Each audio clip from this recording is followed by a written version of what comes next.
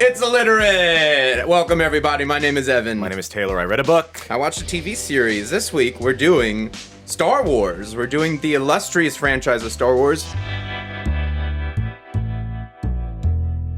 Up front, this is not about The Rise of Skywalker, the new Star Wars film. This is about the history of the franchise, maybe some of the literary basis of the franchise, that kind of stuff. So up front, this is no spoilers for the new movie. This is all about the tasty nibs and stuff you didn't know about the franchise. And it's not a geek fest. This is all the interesting connections, and we're not going to fan out about characters or anything like canon that. And we're not those types of, like, I'm a fan of the franchise. Taylor, you're a casual fan of the franchise, but I've not read the comics. I've not read all the novels. I don't know I've watched mostly the movies. I've seen some of the TV shows. I played some of the games, but hey, Star Wars. Yeah.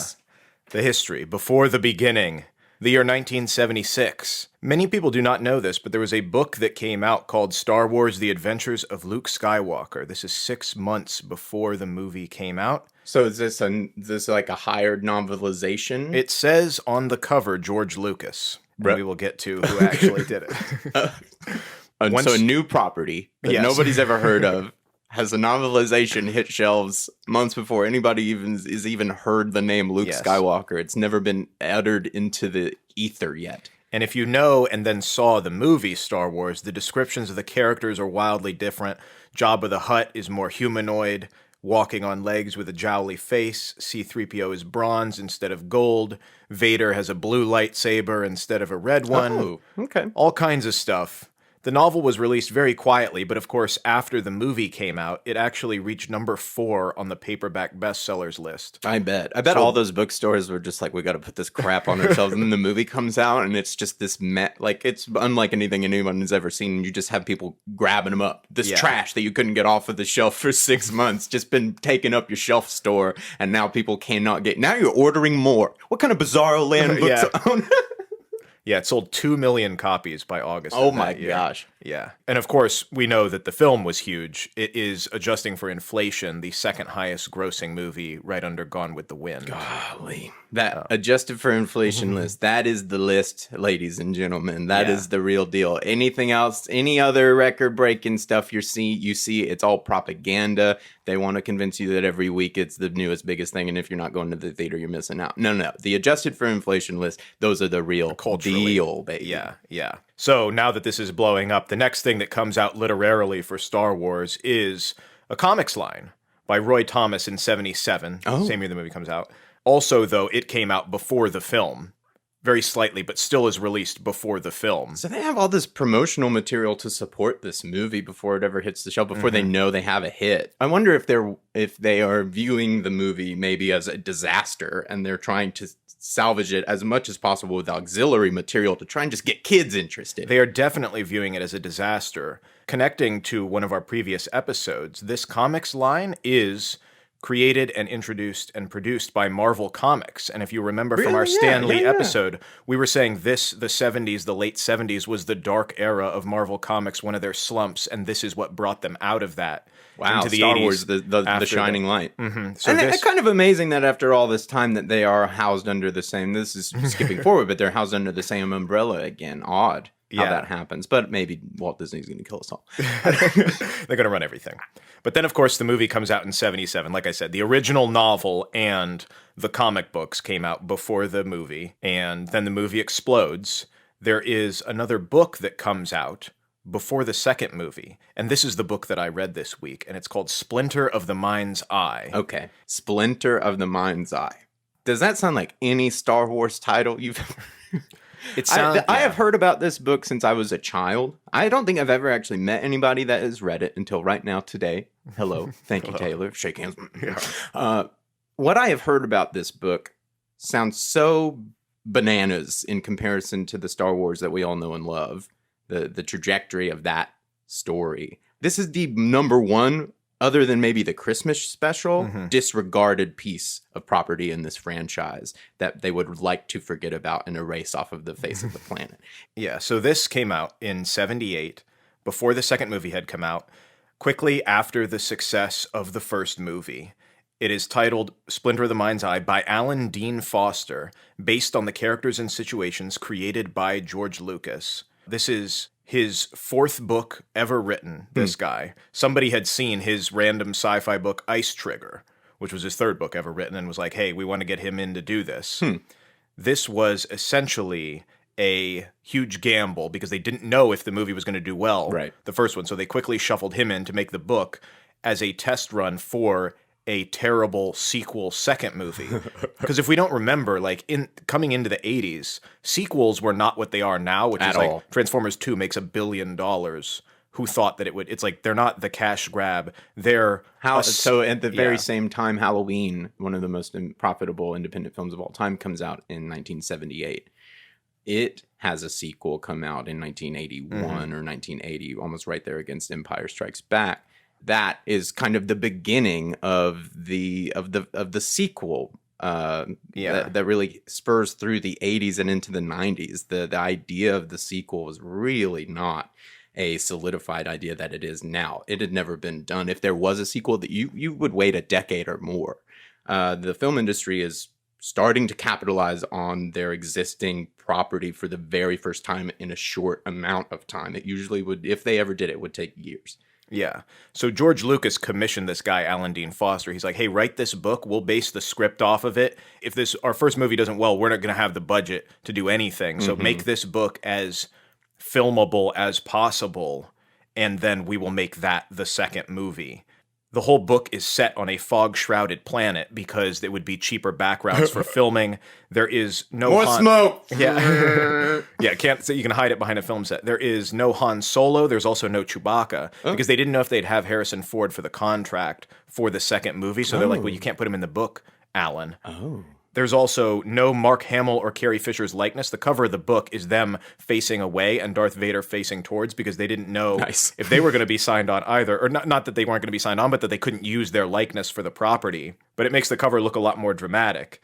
George Lucas, after he had written the book, said, you need to take out the first chapter because there's this dogfighting sequence in space with spaceships. And he's like, it works totally fine in a book. But he was like, if this then is going to be what the movie becomes, we can't have this. It's too expensive. Take it out. Did you see the movie? We can't do that again. And then, of course, this is why you said before why this thing has been black-sheeped and perpetually nobody cares about or knows is because the first movie did the second best of any movie ever in the history of the world, adjusting for inflation. And so they're like, well, we don't have to do that. We can go and do this epic, crazy second movie. This Alan guy said he left the meeting with George and as they're, the first movie isn't even done yet, and they're commissioning him to work on the second book to become the movie. And they said, oh, do you want any of these promotional materials? We've got some stuff. He said he took one t-shirt that says The Star Wars, and it's got renderings of the characters because they hadn't even cast the film yet. He's like, that t-shirt is worth more than my house right now. Oh my god! Because he was like, I don't want any of that. So, he was like offering him chintzy film merchandise, and he just took a silly t-shirt. Now I wonder what that looks like. I wonder if there are any photographs of that. Like, what do these characters look like? Not the likenesses that we know that was actually committed to a t-shirt. And that's interesting to me. Yeah. How odd. Even more odd, we're going to backpedal just for a second, because I told you that first book, Star Wars, The Adventures of Luke Skywalker, that had George Lucas's name on the title. Yeah. This is actually written also by Alan Dean Foster. Oh, God. And I thought this was funny because I had to dig through some interviews to find this. Evan will appreciate this. Our audience will appreciate it because of the connections. He said, nobody knew about this, but it was revealed in this thing called Skywalking, The Life and Times of George Lucas by this guy, Dale Pollock, who is somebody that was one of our teachers in school. He was my mentor in school. I know him well. And he is the person who then spilled the beans on the fact that George Lucas didn't write the first book. Got him. That's probably why he's so mad at him. You told people. It wasn't real. And it was ghostwritten. Actually, both of the books were ghostwritten by this guy. Of course, George Lucas wrote the script and all that, but the thing that came out before the movie was Dale. not him.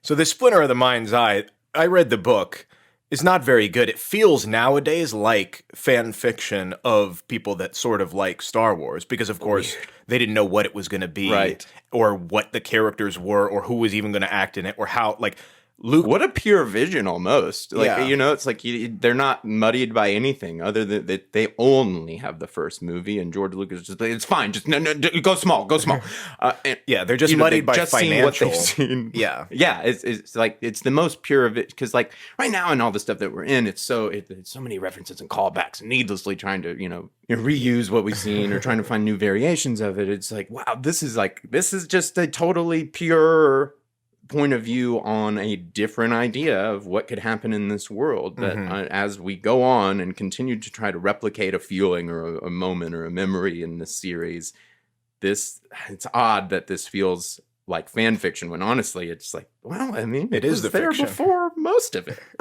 Yeah, and that's what's so wild, especially because they end up using a lot of elements that are not quite made sense in here, or they completely change them. For example, Luke, because they didn't know whether they were going to have the Han Solo character, kind of takes that role and is much more the brash, roguish, daredevil character as opposed to the pensive, confused farm boy that he ends up being. So it's interesting that in the absence of Han Solo, he fills that role. So you have Obi-Wan gone too, and you have Han gone too. That it seems like the relationships he's building as he loses these people, you could see a character molding himself after the ones that he comes around, which is not really the way they go at all. But through that's an interesting way to go about it. Is like that's an interesting way to keep Han there in a weird kind of mystical way. Yeah, what makes look at him and how he grows. Look at look at how he matures. What makes it weirder, though, is, and proof that they didn't know, or at least George Lucas wasn't telling anybody, is because everybody talks about the strange incest in the thing where Luke doesn't know that Leia is his sister. If he is taking on the Han character, he is also taking on the romance with Leia. And so, like, in the second chapter, they crash land on this planet and they're trying to figure something out. They go to sleep, and it says, moistly parted in sleep, her lips seem to beckon to him. Oh, God. Almost like this erotic story. It's like you definitely would not have put such overt sexual attraction throughout this second book if you knew it was going to become that. Basically, the whole plot of the thing is there's this old lady on this planet that they crash land on who has the Kyber crystal, which helps increase your force powers. And if they help her find it, she'll help them get off the planet. They fight a bunch, get to the crystal. Vader shows up. They fight him. They cut his arm off. He falls into a pit. Luke heals Leia with the crystal with his force powers, and then the old lady takes him off, and that's it. It's not really that interesting or that difficult to understand. Right, it sounds kind of cut and dry, just adventure type stuff. Honestly, because what I watched this week, I caught up on Mandalorian, and the structure of that sounds almost more like a Mandalorian episode of there is an objective. There is a team.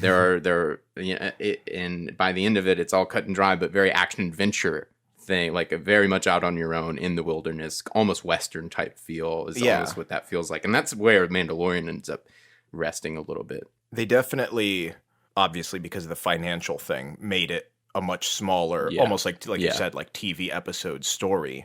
But one of the things that they did add, which happens in a more recent movie through Disney, is the movie Solo. Where they track Han Solo's origins. The start of that movie, he is stuck on Mimban, which is this fog-shrouded planet. It's the same planet. That's where he meets Chewbacca. Oh, very cool. So they make an allusion to this story in that movie as well. Oh, very nice. Okay. Yeah. I like that. And this Alan Dean Foster is very underappreciated in the fact that he did write the novelization that came out months and months and months before, and a lot of his ideas and lore and things and the way that people interact and characters and planets and stuff ends up being in that book and in this book, then permutated and changed and warped around into the rest of the Star Wars universe. It's how interesting. So George Lucas has the idea for the first one, goes, and the first one changes and changes and changes and changes and changes, and then he finally ends up in kind of in the form that we're in, and then he hires this guy. All right, novelize it. They're finishing it. Take a stab at the sequel. It's like he got him to do his first draft for him. Basically. It's so ridiculous. That is so, he's off making the movie. He's like, okay, well, we'll see what happens. They think it's a disaster, but who knows, what would it look like if we went small, but we went go do that. Go do that. You wrote the first book and nobody knew about it. Why don't you write the second one? And then he brings it back. He's like, interesting. Okay. And then keep that, put that in the pocket for we made later. billions of dollars. Yeah. Took all of that out. Well, it showed, and it highlighted on where maybe not to go. I mean, just having a first draft that's just wildly different, sometimes it just highlights all where you don't need to go. Darth Vader gets destroyed at the end of this book. They chop his arm off and he falls down a pit because they were thinking, oh, this is going to be the cheap garbage sequel. This is, I guess, where it ends. Yeah. We got to figure out how to get rid of the hero. You know, Luke has to become the hero in this movie because there is nothing else. So thankfully, this Alan Dean Foster guy did not just fade into obscurity. He has continued to do novelizations. He worked on a novelization called The Approaching Storm, which takes place between episodes 1 and 2. He also did the novelizations of the new Star Trek movies, the 2009 one, and then Into Blasphemy. Darkness. He can't switch. And then he did the novelization of Force Awakens, which I thought was interesting. Whoa, which is like the revitalization. He has over 80 original novels that he's done, so he's just kept working. He did all the novelizations for the Alien movies. Oh, wow. He did it for Transformers. He did it for The Thing. He did it for Chronicles of Riddick. This is like his jam. He loves now. He loves it. Is doing that. He's also been to over 96 countries. I went on his personal website, and he just loves traveling and going all over the place and seeing different people and different cultures, which probably helps with his writing. But a fascinating dude. That'd be invaluable. I'm sure that's what he's drawing, you know. He's kept on. At this point in history, now that this has come out, this very same year, which Evan alluded to earlier on, comes the holiday special, which was this made-for-TV thing, notorious for being horrendous and its extremely negative reception. It has never been rebroadcast or officially released.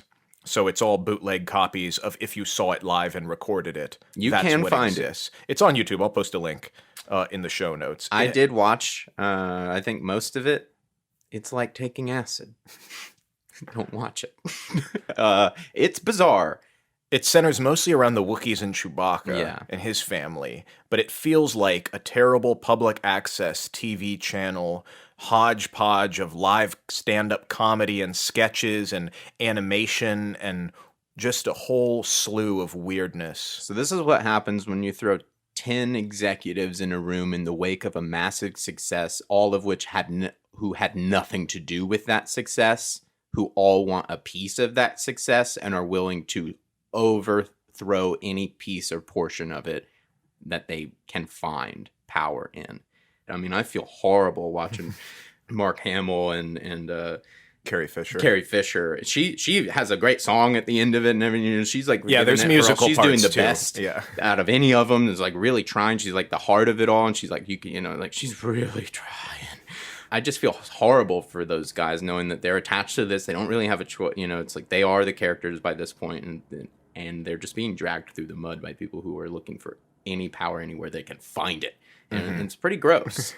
The good thing, the not sad thing, as it's all being cobbled together, there is a cartoon portion of this that is particularly notable that they outsourced to some animation studio. This is, speaking to The Mandalorian, the first mentioning of Boba Fett comes from this bizarre cartoon in the holiday special. Boba Fett, Taylor. Boba Fett. I'd be remiss if I didn't. I know. I got him, everyone. I got Boba him. Fett.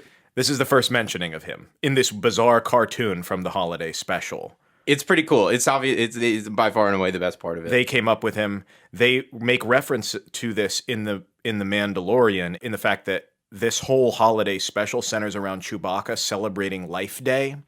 And that is mentioned in episode 1 of The Mandalorian. So they always bringing it back around. They won't. At this point, we're not going to let it die, and we shouldn't let them forget. Yeah, because they still do that stuff. It's not like that. Like we all learned, and the corporations got bitched. No, they still do exactly the same thing. Cash in on it. Speaking of cashing in, The Empire Strikes novelization comes out in 1980, around the same time as now the second movie. After all of the confusion of who knows what this property is going to be. Written by Donald Glut, but again, for some reason, notorious for incorrect facts. Vader still has a blue lightsaber. Yoda has blue skin instead of green. Weird. Han Solo is more mean and way less flirty than he should be. Immediately after, or close after, 87 to 91 is what we call the dark times of the Star Wars literary saga. Not much publication at all. Everybody thinks this is when it's over. Going The down property's the tubes. dead. Yeah. I mean, they made 4, 5, 6. It ended. Here we go. The Jedi Return. 1991, Timothy Zahn writes this book, Heir to the Empire. And it revitalizes George Lucas He decides after this point, Really? he's like, I want to make 1, 2, 3 again. Yeah. This Whoa, is also... What is this book? I want to know more about this book. What's in this book? The general premise of it, which is interesting that they didn't take this for what they're doing now, because it's set 5 years after Return of the Jedi.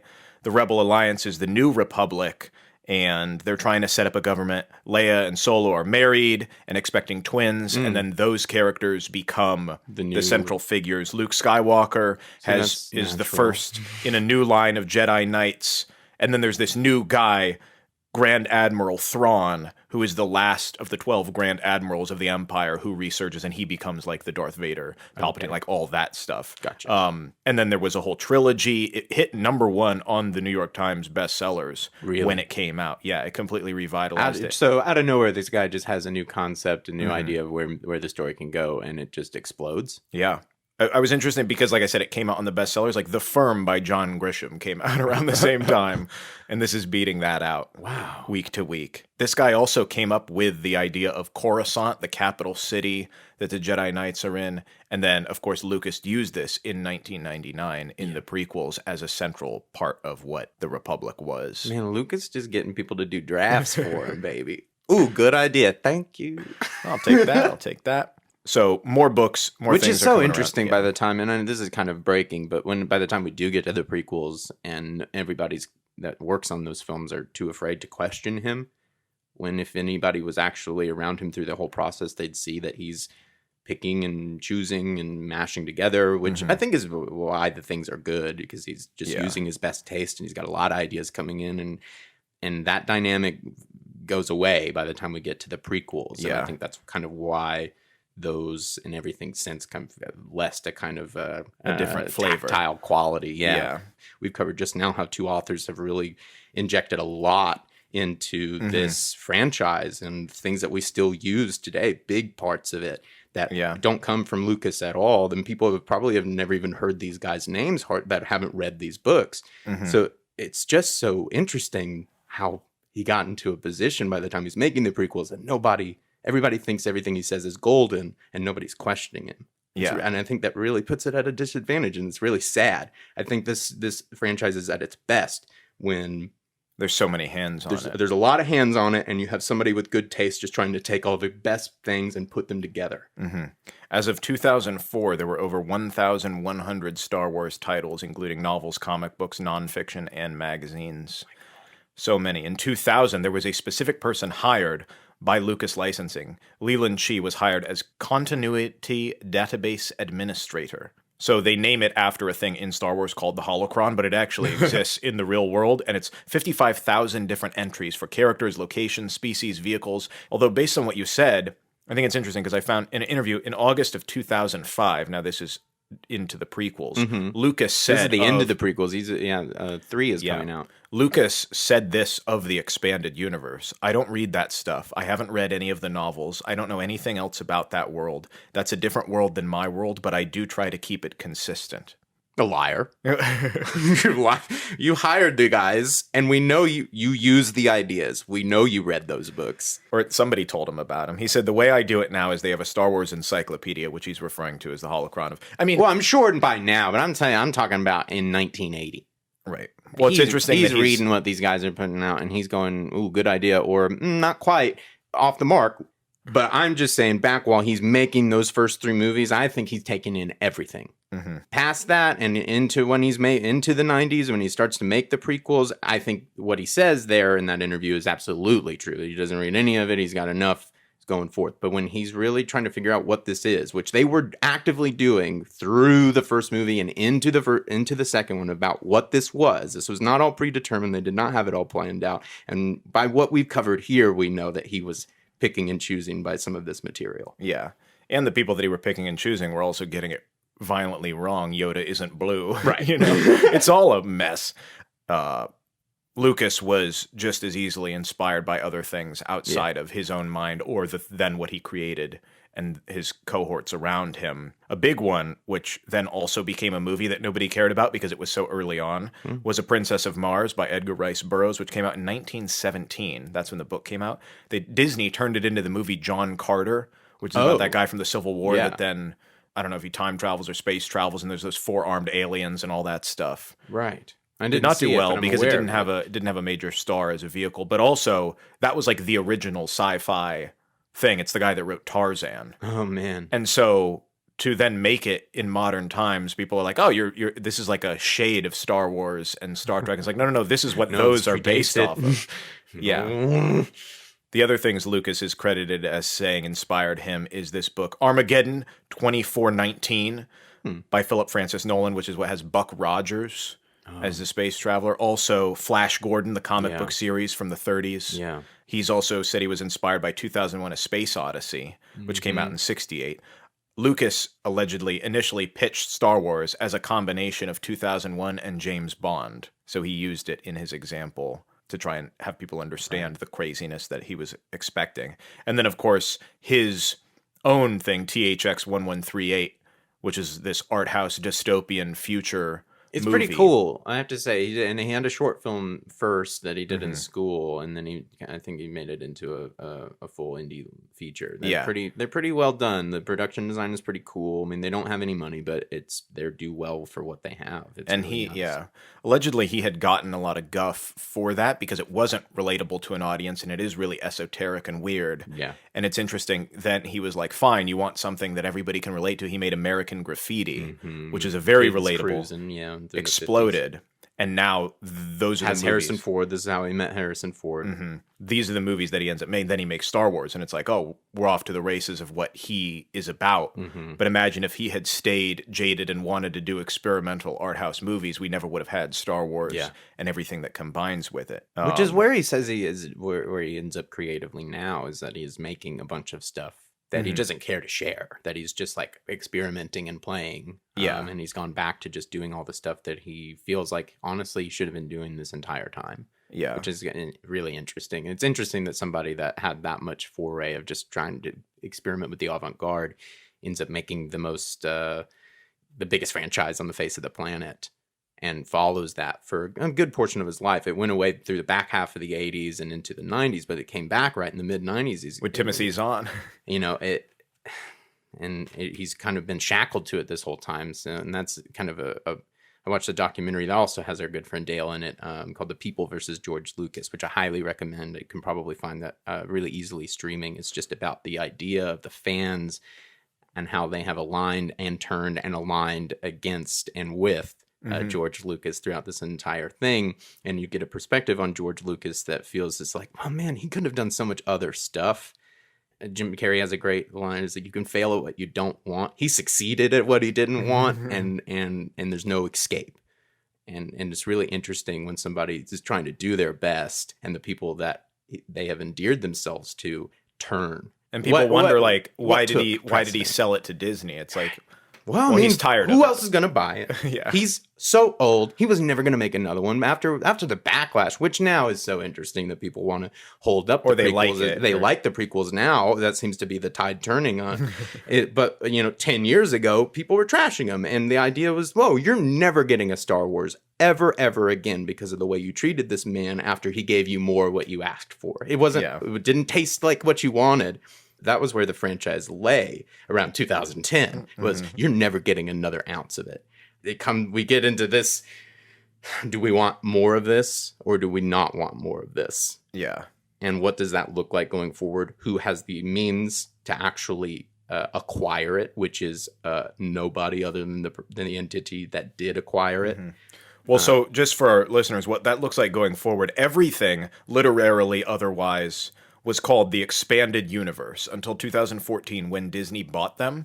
And they said everything except for the core 9 movies and the Clone Wars TV show is considered now under the Legends thing and is totally non-canon. So everything that these millions of people worked on in terms of all the books and TVs, everything is just, that 55,000 thing encyclopedia database of all the characters and things and this and that is not true to the story. That's all what we call legends and myths and fables from this universe. And the movies, the Clone Wars TV show, and what we getting off on a great foot, Disney. Go ahead and just show the finger to everybody who loves and has worked on both the people who love it and work on it, and try to placate to a non-existent new audience. That's what really, and just great game playing, guys. Yeah, well, that's what they're doing. And so unfortunately, I guess if you, the thing is, I didn't know anything about all the extraneous stories, but there are hundreds of side stories and characters, and the Republic commandos during the Clone Wars, and Leia's children after. Insane, I mean, man. there's so many things that other people have put together, which Disney has decided is not a part of the core story, because it's getting too crazy. I mean, it's like at a creative standpoint, I kind of get it. I see two roads there of like, well, you can lean into everything that has been done for you and not have to worry about how things work and just make the best story possible, or you can start from the ground up and give the finger to everybody who's ever put a finger on it or loved it. Mm-hmm. It's odd. Creatively, having a clean slate is interesting, but I kind of like knowing where my boundaries are to a degree of like knowing, oh, this is the world, this is the rules, this is, over. Yeah. I don't know. And that's hard. I mean, what is the series going to look like in 50 years or 100 years? I mean, I feel confident that Star Wars will be around after I'm gone, so what is that going to look like when George Lucas is like dead and gone, and somebody has to be the arbiter of this? Well, speaking of the past and the future and combining them all, there was one thing that was officially endorsed by Star Wars, LucasArts at least, in 2013 before Disney acquired them. And it's called William Shakespeare's Star Wars. So it's all the movies. I highly recommend looking at this. I'll post a link to one of them. But it's this guy who took all of the Star Wars scripts and turned them into Shakespearean 5-act plays. So it's like great. The Phantom of Menace, Tragedy of the Sith's Revenge, Verily A New Hope. And he did it even with the new one right before it came out, The Force Doth Awaken. And it's got all the stage directions, and it's written in iambic pentameter. It's got everything. Oh man, that's awesome. It's absolutely wonderful. Oh, that's so cool. Yeah. So if you want to get the old ones in a new way, which they were fine with playing around with. That's so cool. I love that they out. actually officially adopted it, and that somebody really went through and did it with that much detail. That's so cool. And it's credited with, like, I look at the reviews on Amazon, and a lot of English teachers in a lot of schools are like, this helps my class get Hamlet or get Othello. Oh, I bet. Oh, because man, it's a story that they already know. Reference, a new point of view, a new window into that material. That'd be such a key. Telling them, well, Star Wars, that story. Mm-hmm. This is what it would look like if it was done this way. Mm-hmm. Then that's the kind of stuff that I wanted. I'm like, find a way to reach me. Yeah, and it's all there. But if you can't spark my like that, that's a beautiful, fun way to do it. Yeah, and now Disney has come out with The Mandalorian as the most recent foray into the Star Wars universe. Yes. I did see the first episode. Mandalorian is a term used to identify a bounty hunter character like Boba. There you go, Boba Fett. But they're saying that Mandalorians aren't all bounty hunters. I'm unclear as to exactly where the line draws between Mandalorian and a bounty hunter and what there exactly are definitely Boba Fett is. And 22 novels that you could read about this. Oh, good, thank God. Oh, well, I got some studying to do. So this follows one particular Mandalorian character. It stars Pedro Pascal, and you might know him from a couple indie things. Nick Nolte is one reoccurring big character. Carl Weathers, and relating back to our episode about Jojo Rabbit, the guy that wrote and directed Jojo Rabbit, Taika Waititi. He has a character in Mandalorian that's in episode 1 and episode 7. And possibly in 8, we don't know, but he also directs the finale, episode 8, that comes out on December 27th, which I didn't know until just before we were about to record. Pretty crazy. The best thing about it, though, for me, it's on a budget, and you can tell, and I think that makes it good, as you can see them having to make choices all the time. This really leans heavily into makeup and practical effects. And this might be somewhat of a spoiler, but the Baby Yoda character, quote unquote Baby Yoda, that's a puppet. It's almost all real. That's the thing that, for me, my brother is a makeup effects creature guy. I've been into horror my whole life. I just love practical effects, creatures, makeups, that kind of stuff. And I've been a little bit disappointed with the use of that in the Disney stuff thus far, but they really pull it out for this one. Has a little bit of a more serious tone that I've enjoyed. Very Western, very adventure feel. There's very little humor forced in, which I really enjoy. That's what I've been watching. Yeah. And from my side, it's always based on something. Particularly in this case, Evan was talking about very much the Western feel and that idea of a badass with a baby Yeah. has been done in a lot of stuff. This actually was a very famous, although they're not going to say that this is loosely what it's based Yeah, they would on. never Very say it was similar, actually though. based There's a manga called Lone Wolf and Cub that came out in the 70s originally, and it is about this executioner, a la bounty hunter, who is the executioner to the shogun, and he becomes an assassin after this clan kills his wife, ruining the reputation of his house. The catch, of course, is he has his son with him. This got turned into a movie called Shogun Assassin. Oh. There's also sci-fi versions like Lone Wolf 2100 that have been made. So this has a whole thing, as well as, of course, the original Star Wars is inspired by a lot of Akira Kurosawa's samurai-type films, hence Darth Vader's helmet. But I just thought it was interesting that there is a manga. That is ultimately, I think, what the series is about, is why does he decide to care for this child when it is technically a job. Yeah. So, yeah, that's pretty good. We'll see how it ends, though. Yeah. And Rise of Skywalker is out today. If you're listening to this. If you're listening to this the Friday it came out today. So everybody, I'm sure, is going to go see it this weekend. Going to have a good time, hopefully. And we did it. Star Wars. That's a lot of cool stuff. I mean, I didn't know that these novelizations and the authors of them had such an impact. I mean, they obviously got so much stuff wrong, but they also contributed a lot. Yeah. That people just don't know. I mean, that's what this show is all about. Send us something on Instagram at illiteratepod if you have a cool Star Wars fact that you want us to know. Yeah, did we get something wrong? I'm sure we did. Call us out. Hit us up at illiteratepod on Instagram, y'all. All right. See you next week. See you next week.